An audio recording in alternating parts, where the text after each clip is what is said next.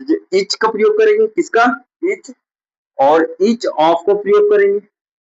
Each होता है, लेकिन सेंटेंस जब भी बनाएंगे तो ईच ऑफ अपने से लगा करके बनाएंगे।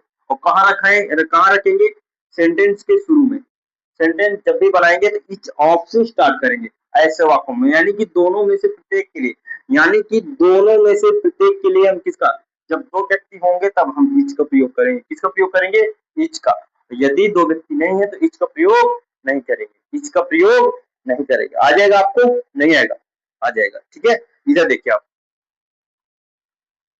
यदि ये ईच, आइदर और नाइदर, ईच, ईच, आइदर और नाइदर, इनके बाद, इसके किसके बाद, ईच के बाद और आइदर के बाद और नाइदर के बाद, नाइदर के बाद यदि क्या है, प्लूरल नाउन है, क्या है, नाउन है, तो उस नाउन के पहले अपने से दा लगाना होगा। क्या लगाना होगा, दा लगाना होगा, ठीक है। यानी कि ईच का प्रयोग करेंगे, दोनों में से कोई प्रत्येक, है ना।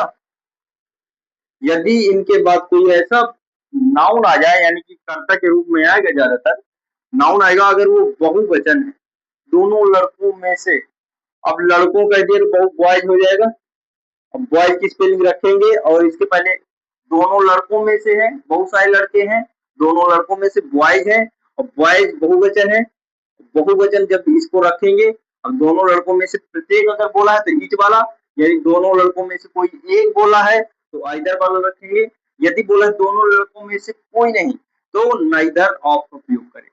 और जब भी इनका प्रयोग करेंगे तो देखेंगे जो लड़का है वो सिंगुलर है कि प्लूरल है। यदि प्लूरल है तो उसके पहले हम अपने से क्या लगा देंगे, दा, ये कह रहा है नियम हमारा।